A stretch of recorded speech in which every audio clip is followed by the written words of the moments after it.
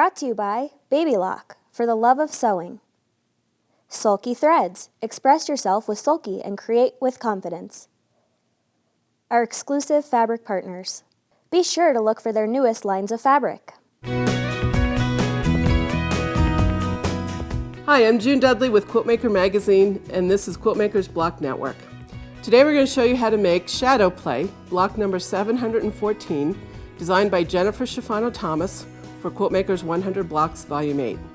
Today we have a special guest in the studio. This is Sara Gallegos. She's a Baby Lock representative. Sara, why don't you tell everyone how you're going to show how to make shadow play? I'm so excited to be here and to show you how I've taken your paper template and created an applique embroidery design, and we're going to use some of the great features of the Baby Lock Unity to do the entire applique in the hoop. That sounds great. I can't wait to see how it all comes together. To make the block in Sara's method, you're going to need one background fabric and one fabric for your applique. If you want to do this in traditional methods, you'll want a second contrasting fabric with your applique. All of the cutting instructions and downloads that you need can be seen on your screen. If you need to write those down, you can pause your video. So I've loaded the design into my Unity, and the first color block that it's going to stitch for us is going to be an outline placement of where we'll position our applique fabric. Of course, this would be in your embroidery hoop. I've taken it out of the hoop to be able to show you all of the layers. But I've placed a piece of no-show mesh cutaway stabilizer behind my fabric, and I've starched my fabric so that it's nice and flat and straight for perfect hooping. With this design, we can use the largest Unity hoop, which is about 7 by 12 inches. And again, the first thing the machine does is this outline running stitch that is going to show us exactly where we would position our applique fabric. After it has finished that stitch, we can take our applique fabric, and I like to back the applique fabric with a piece of fusible web so that when I cut it, I can fuse it in place and it stays really nicely for me. So I position this fabric right over top of the stitching and reinsert my hoop, and now it's going to stitch down my applique fabric for me. Here I've got a piece that shows how the machine has stitched down the applique fabric for me. I've got a second running stitch. It's the exact same stitch as the first one that it did, and it just stitches down that applique fabric. And after it's done stitching, I can remove the hoop from the machine, keep my fabric hooped, and come in here with my duckbill applique scissors to trim off my excess applique fabric. So I'm just going to reach right in here with the curved duckbill portion of my scissors underneath of my applique fabric. That's going to protect all of my layers, and just begin to carefully cut out around my design. Now when I get into these really narrow places, I kind of have to turn my scissors and just very, very carefully run the thin edge of my cutting blade up against my stitching line. The goal here is to cut as close to the stitching line as possible without cutting the stitches. And again, we can just kind of carefully get right in here. Now I can easily get this chunk out of here. And that's how we begin to cut it. This half has already been done. I'm going to leave all of this excess fabric to the back side of the piece, because when it stitches the second half of the design, I need the rest of that applique fabric. Once I've completely trimmed all of this off, I like to just give it a little press with my iron. I've got fusible web in here, and that's going to keep everything nice and flat as the machine does the next bit of stitching, which is going to be a nice satin stitch to stitch down the edges of my applique. So here I've got a completed first half of the embroidery design. The first thing that the machine did for me was to stitch this 3mm satin stitch that completely encased the edges of my applique fabric, so you get a really nice finish along those edges. It also does some accent stitching. You could choose any color you wanted. I liked the green for that. And the final stitching that it does, on the template, if you were to do this with applique fabrics, we had a third color of fabric, another applique accent piece.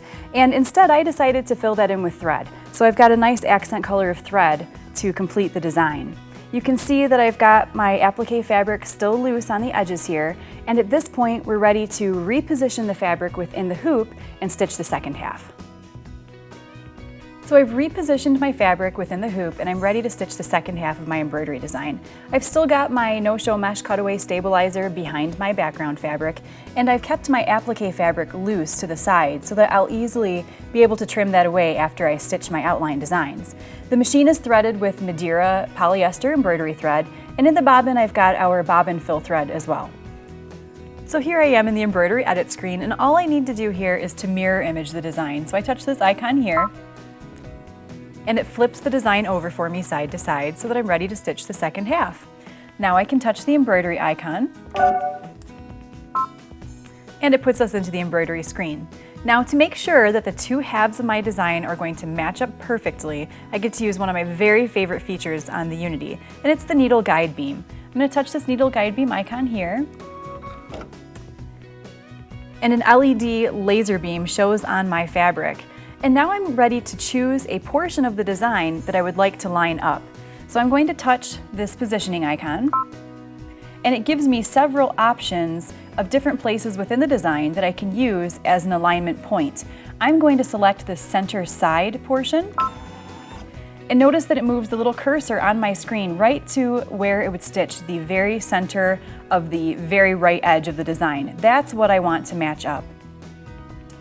I can close this menu, and now I have the ability to use the arrows on screen to move the design within the embroidery field until I see that the LED light or laser beam is exactly in position.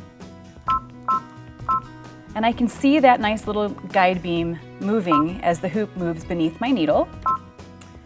And I go to where I think I've just about got it in position, and I can lower the needle and just take a look. And to me, I think that's just about right. Go up one click up and make sure the needle's raised.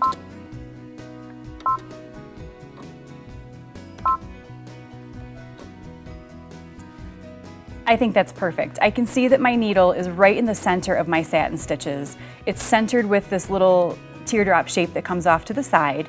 And now when I begin stitching, I think that all of my outline designs are going to match perfectly. I'm ready to begin.